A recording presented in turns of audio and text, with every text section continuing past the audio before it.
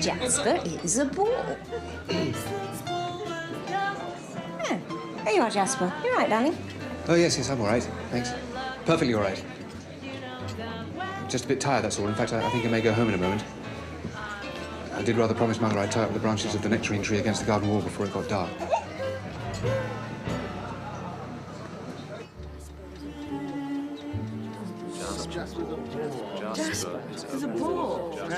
In the course of that restless night, I made a decision which was really quite melodramatic, coming from me. I've decided to resign, Mother. Oh, Jasper. I'm going to live in Paris. Oh, Jasper. But your job's so safe. It's almost impossible to be sacked from the civil service.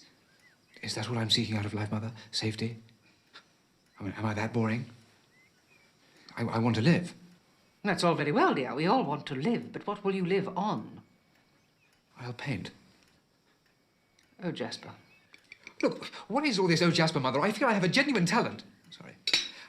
I may not be a genius, but my efforts are consistently superior to those of the other exhibitors of the Whitehall Arts Club. Oh, Jasper.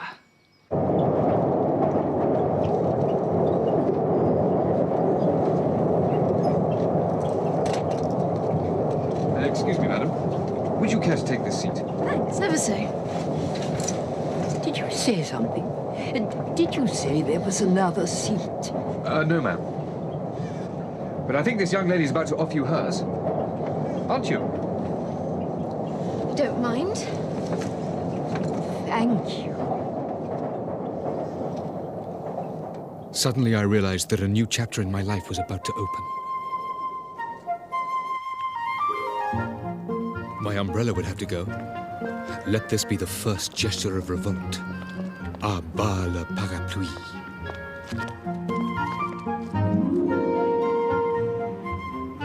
A bore indeed. That was not how Mark Fairweather would view me when I handed in my resignation. What's that in your buttonhole? Delphinium. Never saw that in a man's buttonhole before.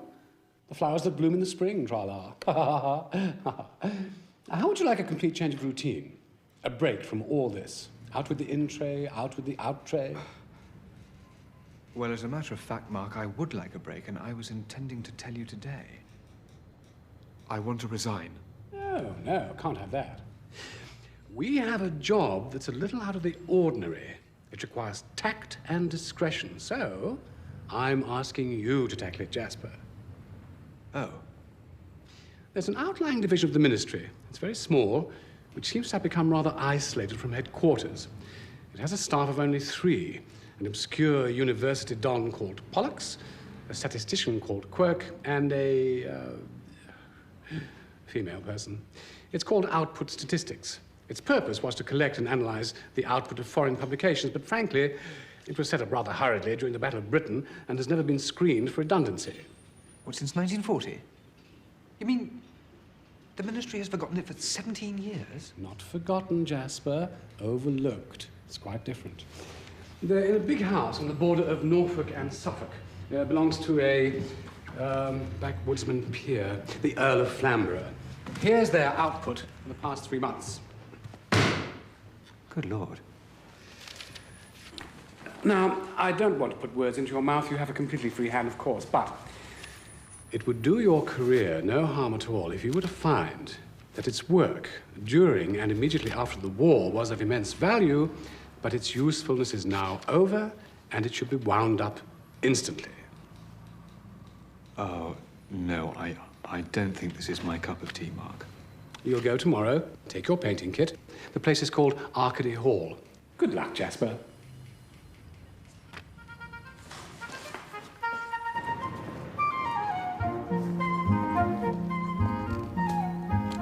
It was, after all, a good umbrella, and it might rain, even in Arcady.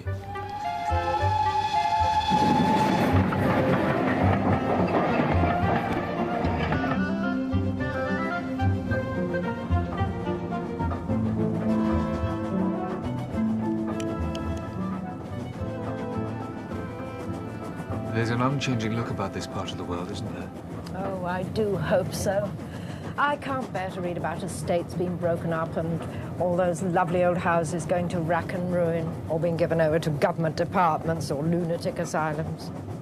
Yes, I'm going to one that's been partly taken over by a government unit. Ardy Hall. Flamborough's place? What are you going there for? Tact and discretion. Oh, just for social reasons. And to do some painting. Do you know Ardy Hall, then? Well, I met Lord Flamborough quite often when I was a girl, and then after the war, I mean the First World War, of course, parsons' daughters couldn't quite compete. Then he married a really lovely person, Lady Flamborough, Mabel. He's odd, of course, even odder since his accident. Oh, dear. What accident? During the general strike, he volunteered to drive an engine. He'd always been mad about trains. He was at Norwich or somewhere, getting up steam or whatever it is one does, when some of the railwaymen who were on strike molested him. He was polishing the brass on the nameplate, I believe, when they got into the cab and let the brake off. The train started to move, and as Bertie, Lord Flamborough, tried to clamber onto the footplate, he fell under the wheels, run over by his own engine. Had to have both legs amputated. How awful. Oh, I'm sure you won't find him at all morbid. Besides, he has 3 beautiful daughters, and I'm sure you'll enjoy their company. Oh, no. No, I've discovered I haven't got what it takes with girls. Besides, I won't have time with my painting. I'm staying at Flaxfield with my old nanny. I may well pop over and have a look at some of your work. Well, almost finished. May I see it?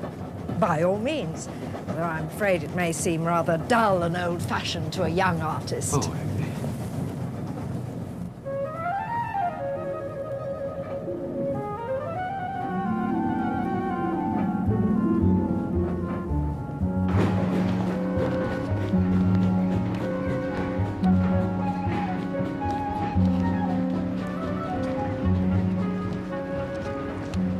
excuse me. The last train to Arcady hasn't gone yet, has it? Yes, sir. Went 4 years ago.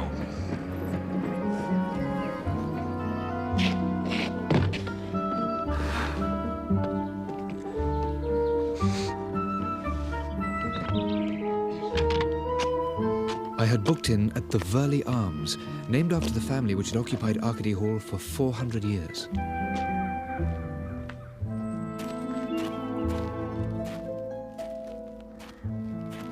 Not even Paris could have competed with my first poignant sight of the hall in the moonlight.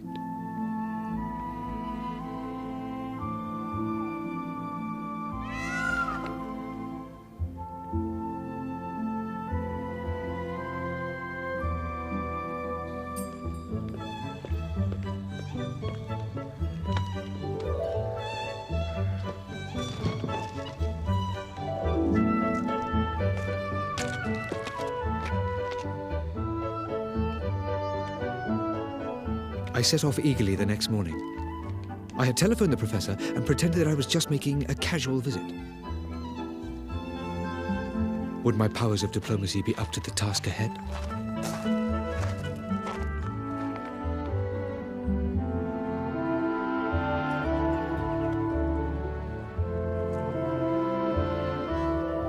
In the face of such majestic beauty, I felt it unbefitting to enter through the main gates.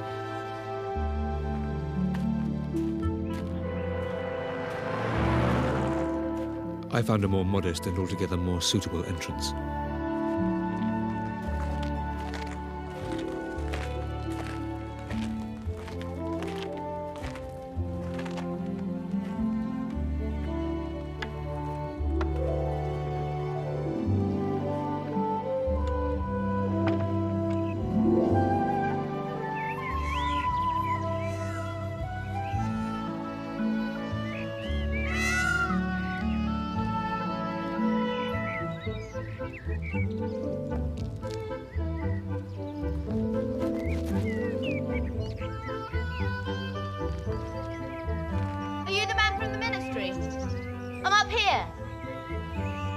me you were coming.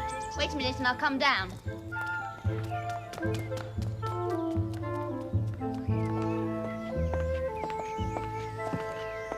You're not what I expected. What did you expect? Grey striped trousers, an umbrella and a bowler hat. And probably pince-nez. I'm sorry to have to disappoint you. Crikey, I'm not disappointed. Apart from the umbrella, you look quite dashing. You'll do excellently. We're distinctly short of able-bodied men in these parts. Come on.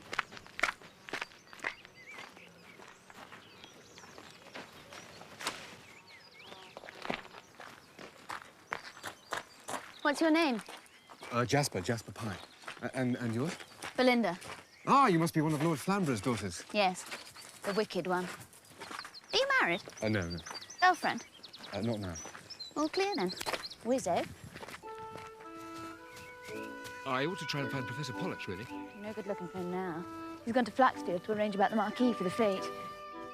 Won't be back till this afternoon. You'd only find Quirky who'd bore you with the latest batting averages. You better come and see Daddy. He's always glad of company. What a labour it must be keeping all these hedges trimmed. We leave all that sort of thing to the prof. Though Mummy sees to the flowers, she's a mad keen gardener. Oh, I'm rather fond of gardening myself. Then you'll make a hit with Mummy. I can see you settling down here for quite a while. You can't go before Monday anyway. The fete's on Monday. What fete is this? We hold it every August bank holiday. It's in aid of fallen women. I beg your pardon? The fund for fallen women. Girlies like me, but who haven't been so careful. Well, I don't suppose I'll be able to stay that long. And anyway, it doesn't sound quite my line. Not interested in fallen women, then? Not as a social problem, I must admit. Not in the mass, you mean? No, not in the mass. But individually, perhaps. Yes, perhaps. Individually. Thanks be for small mercies, anyway. Oh, no, I don't mean I've no feeling for him. It just isn't a problem I've come up against. You will. Ow! I'm so sorry. No harm done. That's a lot better. I think you've got more feeling for fallen women than you think you have. I thought we were supposed to be going towards the hall. Oh, Daddy doesn't live in the hall any longer. He's down at the station across the park.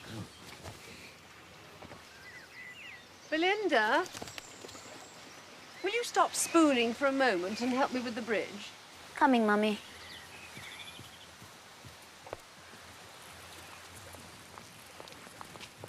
Why your father chooses to exile us both to the far side of the park, I cannot imagine. We should get a girlfriend to look after him and save my poor feet. Never mind, Mummy, it keeps you fit. And Jasper will carry your plants. Oh, of course. Oh, how do you do? Thank you so much. Now, Linda, dear, you'll have to interrupt your studies and go up to the hall. Quirky wants someone to help him sort out all the bunting. But I was taking Jasper to see Daddy. Well, Jasper can come with me. Who is Jasper, by the way? He's the man from the ministry. I didn't know we were expecting one. Still, you'll lunch with us, of course. Thank you very much, Lady Flamborough. Now run along, Linda. Make sure Quirky gets out the flags of all nations as well as the bunting. See you later.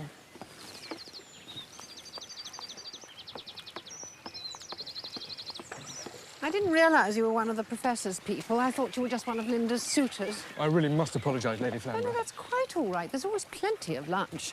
Bertie eats enough for 3. Do him good to go without his 3rd helpings. Come and see my aspidistras. It's too cold for them in East Anglia, but I've managed to grow some in the shelter of the chapel ruins. They're flourishing like stinkhorns. Look, they're flowering. Amusing, aren't they? What a romantic sight this is. Slugs. I beg your pardon? All done by slugs. They fertilise the blossoms. How long has this been in ruins? Oh, as long as anyone can remember. They used to hold village weddings here when Bertie was a boy. Quite irregular, of course, but the village people still have an idea that if a child is fathered on one of the girls here, it ranks as being born in wedlock, whether the parents are married or not. What a convenient legend. Rather a prickly place for a tryst, but it certainly suits the aspidistras. Yes, they look like native wild flowers, but I suppose they really come from Kashmir or Tibet. Well, I get them from Thompson and Morgan. A shilling a plant. These are all Aspidistra elatior. That's variegata, and we call that the Milky Way. This is variegata exotica. Oh, and this is Aspidistra lurida, which, as you can see, is lanceolate. Yes, what are these here? Oh, those are primulas. Primula obconica. That's Matilda, and this is Aspidistra typica, which is elliptical to lanceolate. Wake up, Tilly, nearly time for lunch. My youngest, Matilda.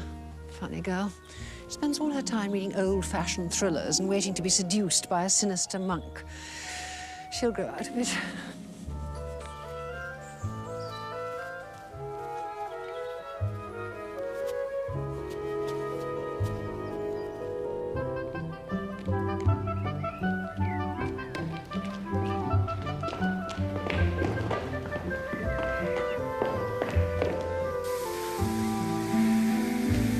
Bertie, I've got a man from the ministry to lunch. This is Jasper. I don't know his other name. Can you dance the Charleston? Well, give him a stiff drink. He's carried my plants across the park. Oh, damn decent of you. What will you have? Like to try one of my Manhattans? Or my special dark lady? Or Angel's Tears? Oh, well, I'll have whatever you're having, please, sir.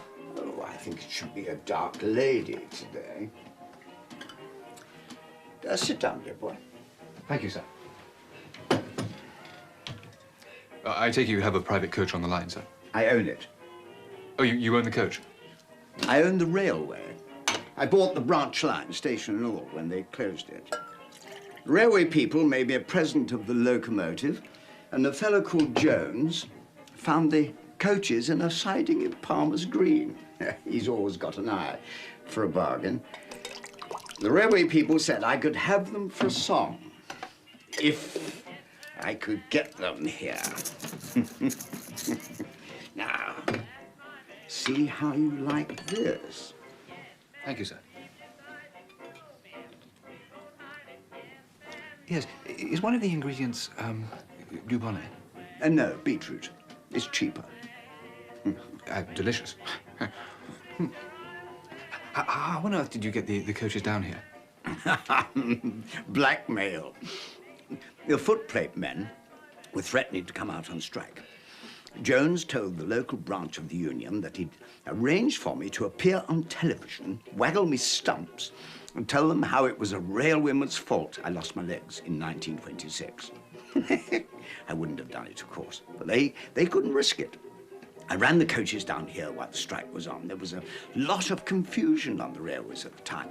Cleaned the coaches and oiled the engine before they went and elected me vice president of the Flaxfield branch of the union. Luncheon is ready. Oh, give me a push. There's a good fellow. Thank you. Over there, old chap. Yes, thank you very much. Yeah, always did enjoy eating on the train. Meals weren't always what they might have been. But now I have the best of both worlds. Home cooking and a change of scene. Oh, is Chloe in the cab? Yes, dear. Our eldest daughter. Shouldn't boast, I suppose, but she's a damn good engine driver. 117. Yes.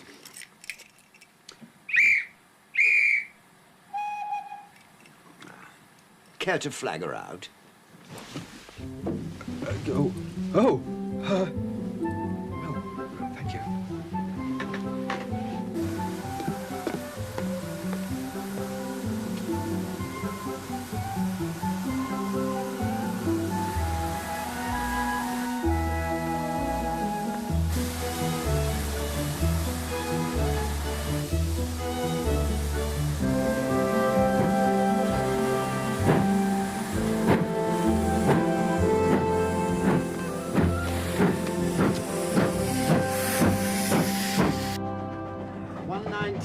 Precisely.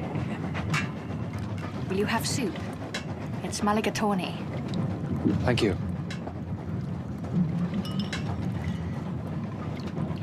Don't slop it, Tilly.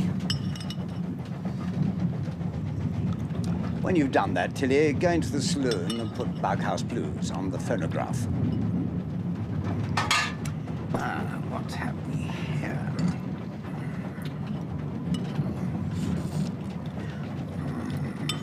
Very nice.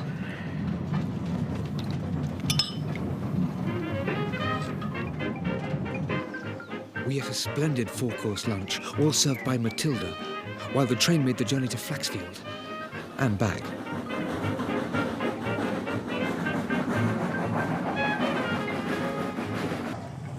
Lady Belinda seems to suggest that you lived on the train. Of course. Front coach is a sleeper. Very comfortable it is, too. This is where you get off, young man. Ardy Hall. 2:26, 1 minute late. Not Chloe's fault. I told her we didn't want the claret tickled up. Well, hurry up, young man, or we'll be really late back at the terminus. That won't do.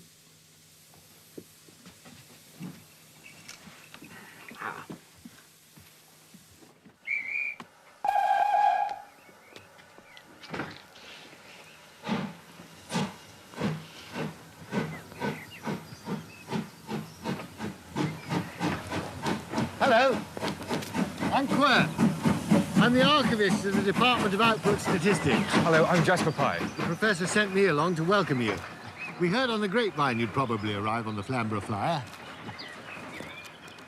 Hope you're none the worse for the experience. I've had an excellent lunch. They usually rope me in as fireman. I gather you're on a tour of inspection. Oh, hardly that, no. I've just come to discuss the work with Professor Pollux. And with you, of course. I must say, it's all very well kept up, even the moat. All the professor's doing. Really? I wouldn't have thought he had much time with the statistical work. Well, he doesn't neglect his work. You'll find everything shipshape. The professor's a great stickler for order and method. Oh, no, I didn't. I wasn't, I wasn't, I haven't come to... Ah!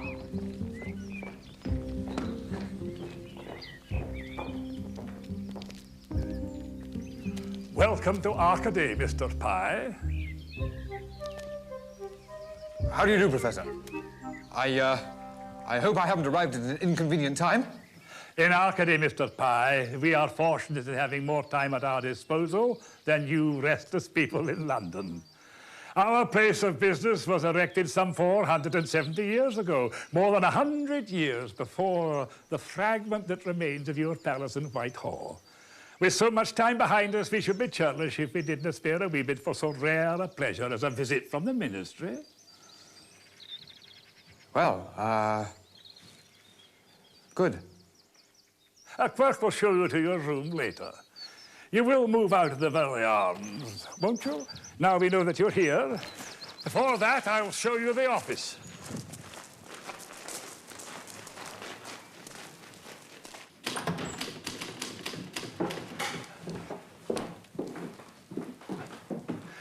I can see you're impressed by our workroom, and rightly so. This is Miss Mounsey, our department secretary. How do you do? How do you do? What a magnificent room. How do you manage to get any work done? Oh, it's most convenient. The mouse, I'm sorry to say that Miss Mounsey here is known as the mouse. I don't think she bears us any ill will because of it. She sits there by the window. I sit opposite the fireplace at that refectory table, and the professor sits at the far end, up on the dais.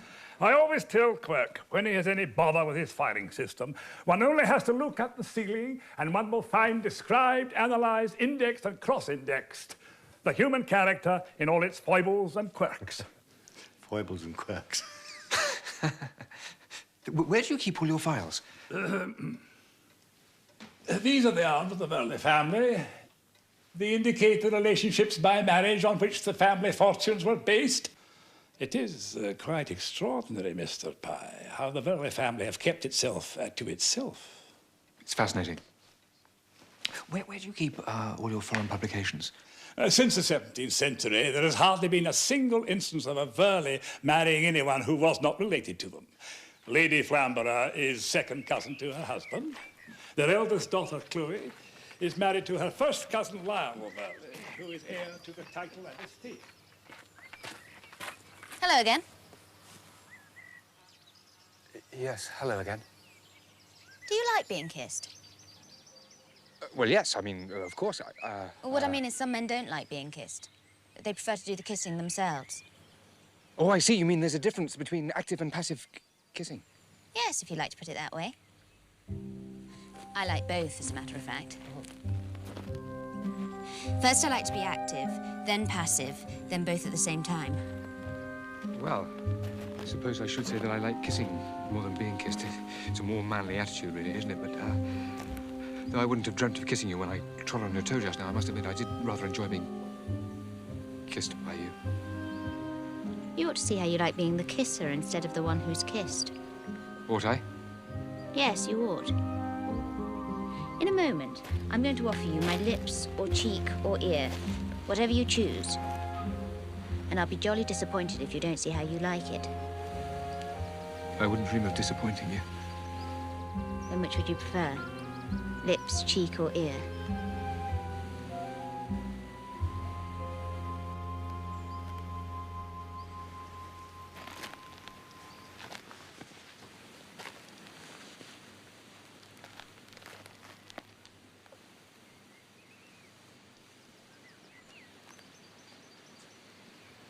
You kiss beautifully. Jasper is a bore.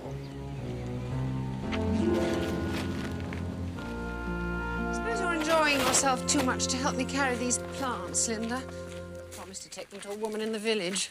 I thought I'd enjoy the walk, but they're heavier than I thought. I'll take them. I have to collect my things from the pub. Ah, you're going to stay at the house. Good. Linda, run along and make sure Jasper's going to be comfortable. I'd imagine Quirky's very strong on bodily comforts. Oh, yes. I'd like to make sure Jasper's comfortable, Mummy. See you soon.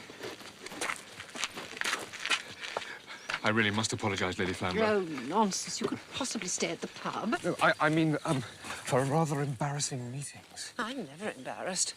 If you'll take a middle-aged woman's advice, you'll never be embarrassed either. But I really ought to explain. No, don't try. The ways of the ministry are quite inscrutable. You may be an agent from MI5, for all I know. Doesn't matter in the slightest, as long as you don't mind carrying the bridal wreath. The bridal wreath?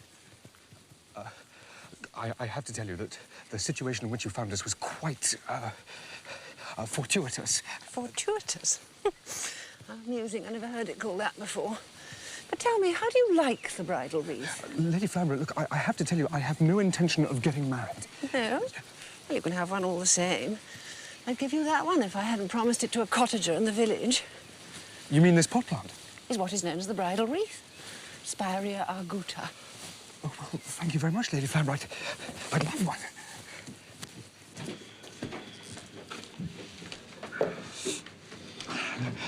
I'd like to book out. There's nothing wrong with my room.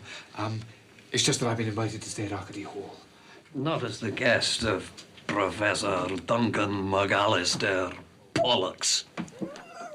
Professor of Pomposity at the University of Aberdeen, and... Yes, I am the guest of Professor Pollux.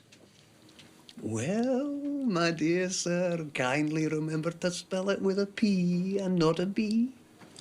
Don't take any notice of him, dearie. It's just his little joke. He don't always see eye to eye with the Professor. But the Professor's done a lot of good for Arcady. His lordship needs someone like him to manage the estate for him.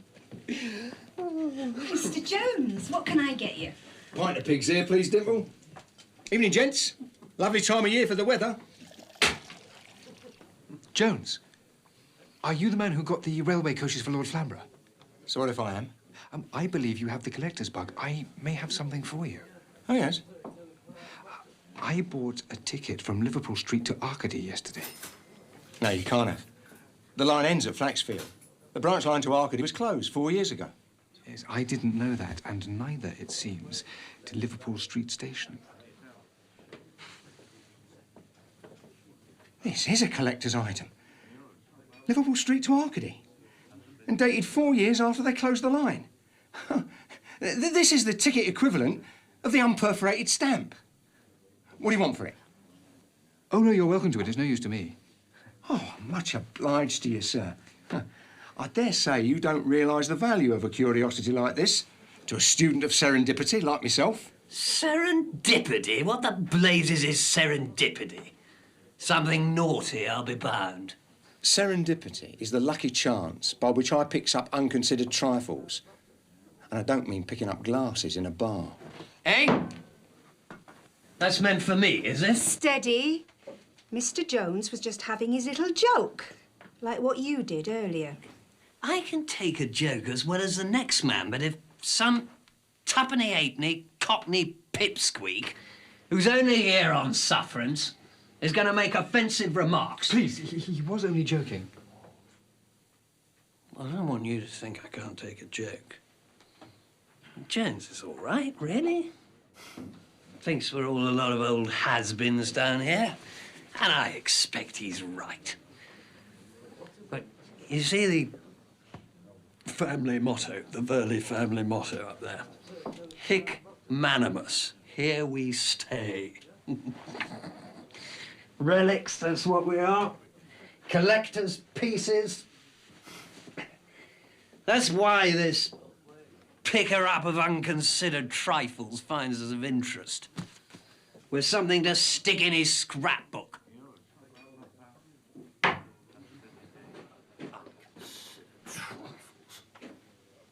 Who on earth was that? That was only Lionel Verley, husband of Lord Flamborough's oldest daughter, Chloe, and heir to the title and the estate. Funny old world, isn't it?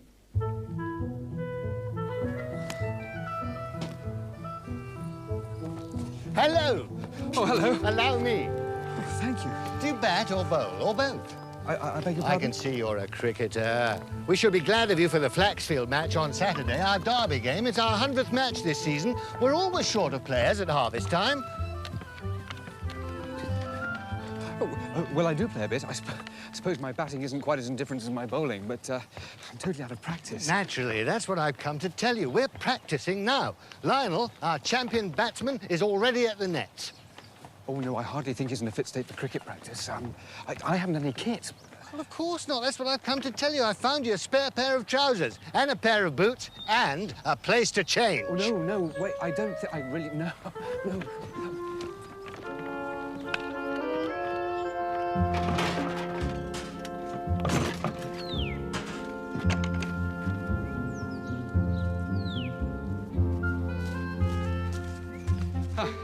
Cricket seems to take up a lot of your time. Not to the neglect of my duties. Oh, no, I didn't. I wasn't. Good Lord.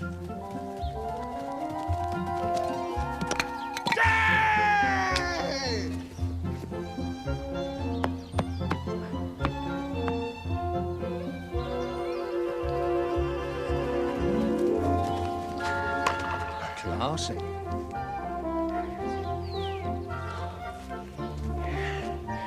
Not enough ballast.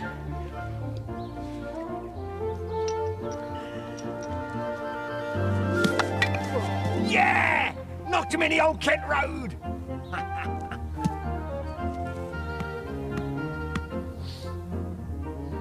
Half a pint on the stumps, and a large scotch for anyone who catches me. Oh, sounds good.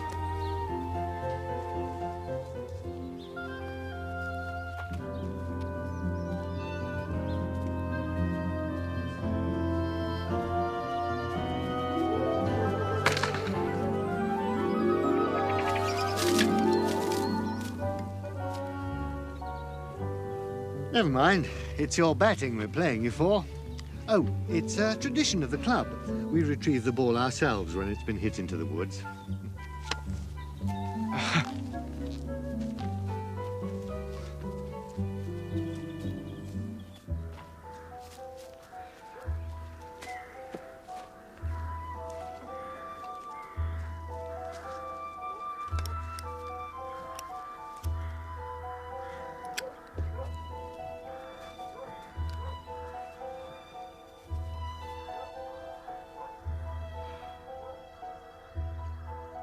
You won't find anything unless you look.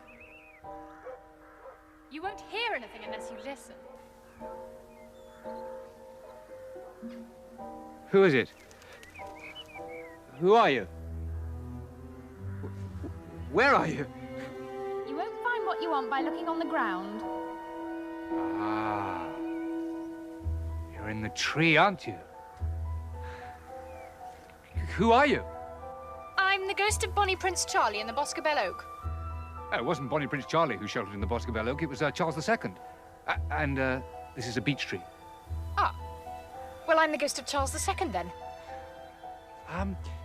You seem to be the wrong sex for Charles II. I'm a hermaphrodite, actually. I'm a lost soul. I can take on human form, male or female, at will. Oh, well, Can you catch? Well, yes, of course I can catch. I'm a newly elected member of the Arcady Cricket Club, so... Can you catch with your eyes closed? I could try. Well, walk forward till you're standing underneath the lowest branch of the tree.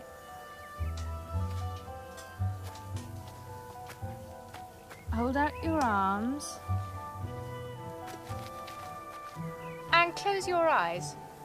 If you open them, I shall put a spell on you and you'll become a lost soul too. Catch! Oh. You're rather a butterfingers, aren't you? Well, I wasn't prepared for such a handful. Look, would you mind loosening your stranglehold? I'm having trouble getting up. Only if you swear to keep your eyes shut.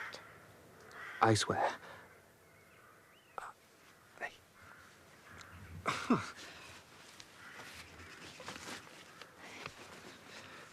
Right now, Ah, another fortuitous situation. You promised you wouldn't open your eyes. Now you've lost me.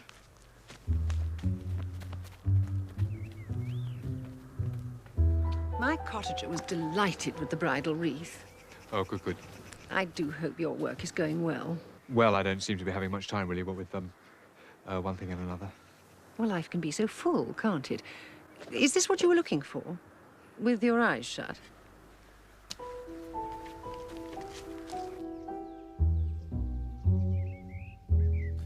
It is marked in a 17th century plan as the eating room, and that is how it is still described today.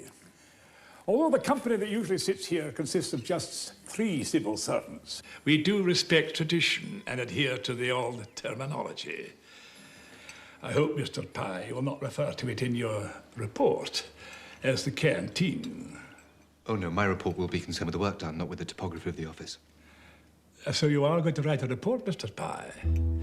I had put my own interpretation on your visit, but this is the first direct intimation I have been given of its purpose.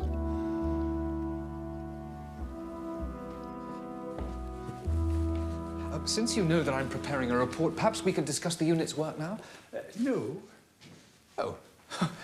Well, it doesn't matter then. There's plenty of time. We have to attend a conference in Lord Flamborough's train to decide on the programme for the fete. Perhaps you'd join us. Yes, I'd like that.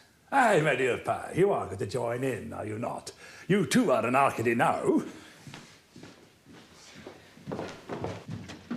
Ah, come in, Prof. Come in, Quirky. I'm glad to see you brought this young fellow from the ministry. He'll have some ideas for us. He tells me he can dance the Charleston. He's a useful opening bat, too. Oh, what a fellow. Shall we begin?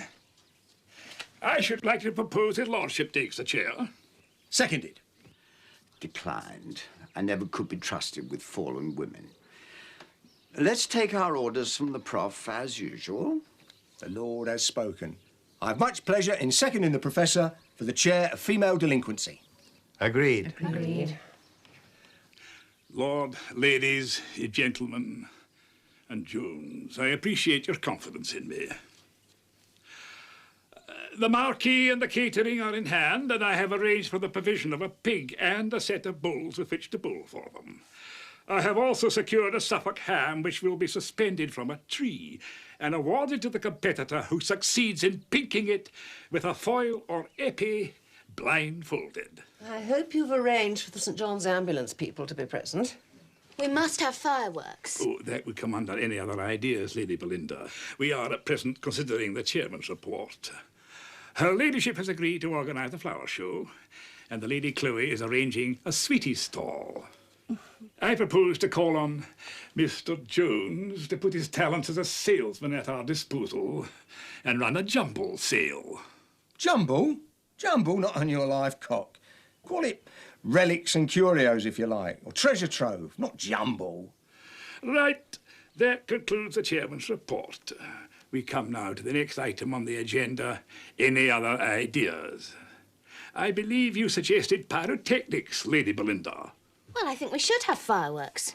Rockets, Catherine wheels, golden rain. And a set piece, I suggest, illustrating a woman in the act of falling. Flagrante delicto. Sorry. Right, I'll organise the fireworks then, shall I? I'm all lit up. Lit up like a Christmas tree.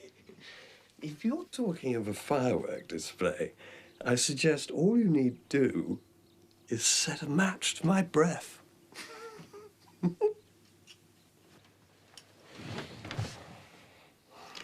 What about Mr. Pye? Ah, yes. What about Mr. Pye? Well, perhaps I could arrange something in the nature of, treasure hunt? Oh, I forgot to mention that. It's already been arranged. It's been organised by the kiddies from the primary school. Think again, chum. Why can't he put on a demonstration of the Charleston? I dare say the village girls would gladly pay 6pence a time for a hop with him. I have an idea our shy Mr. Pye is not too keen. Perhaps Mr. Pye has a talent for fortune-telling. We did very well with Madame Fatima last year. Yes, and the chiropodist from Flaxfield who did it has moved to Brightlingsea. I used to know a little girl from Brightlingsea. Name of Ada. Platinum blonde. She threw me over for a pork butcher. Pity. Still, never mind. I got Susie now. Ignoring that contribution, what do you say, Mr. Pye, to impersonating Madame Fatima? Well, I've never done that sort of thing, and I'm not sure that I'd be very convincing. And I'm not sure that I'll still be here. Oh, you'll still be here. I know what Mr. Pye could do convincingly. He could kiss the girls at a shilling a time. Yes, or even half a crown. Oh, really, Lady Belinda? Really, Lady Matilda? Perhaps it's a role more suited to Lionel. I'm not kissing any girls. I've got my Susie to deal with. Do we know who this Susie is? Could be that chorus girl from Lowestoft. Is there any other business? How about an ankle competition? I'm sure Mr. Pye is a very good judge of ankles. I was getting a bit irritated by the assumption that I was interested in kisses and ankles. Well, all right, then, yes, I'll judge ankles. But I couldn't say no to everything. Good man. I knew you'd stay. Traction engines. Will you be quiet? It's any other idea, isn't it? This isn't any other idea. It's a traction engine rally idea. And I had the idea, and I've organised it for the fete. You've organised a traction engine rally? Yes, Ducky. I've been round all the pubs in Thetford and Diss and Beccles and Bungay, and I've rallied the Black Caps. 11 engines will assemble on the green at noon on Bank Holiday Monday. And I must go. Susie's outside. Outside? Lionel, really? Come on, Prof. Come and meet Susie. Oh, this is preposterous. Outrageous. We haven't even finished any other ideas. Yeah, wheel me to the door, Jonesy. There's a good fellow. Must see what she's like. One never can be sure with Lionel's girls. Linda, Tilly, come and have a look at this. Meet the new girlfriend. Isn't she a smasher? Well, we seem to have fallen into an error of deduction. Perhaps he really has organised this rally.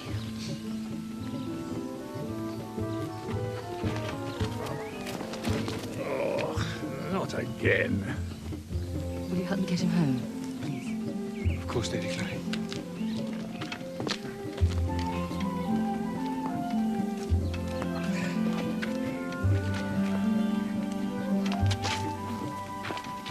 Bubbly, that's what we want. Magnums and Jeroboams and bubbly. Oh. You're going to lie down for a little while first, Lionel? Mm-hmm. It's just like a wife, always fussing like an old hen.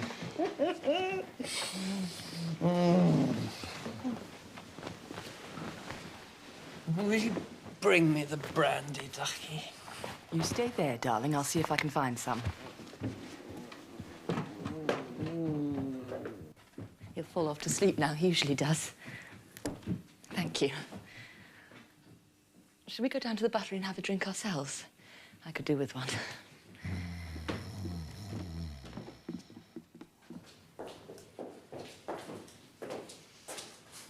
Do you mind sitting in one of these awful chairs? I'll see what there is to drink.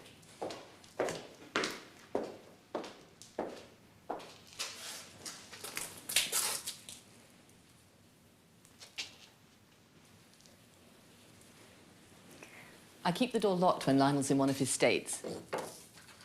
I don't like to risk him going down the dungeon steps and breaking his neck.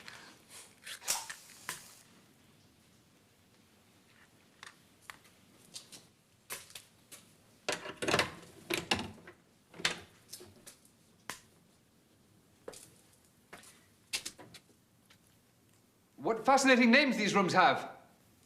Damask room, moonlight room, gilded turret, Gothic chamber. Sir Almeric's room.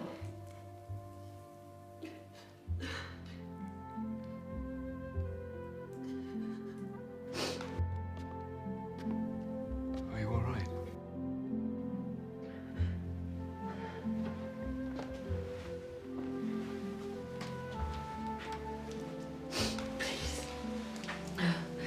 Please forgive me. What's the matter? Let it go.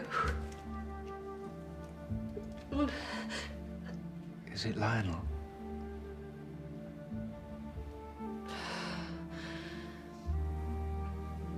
Oh, Chloe.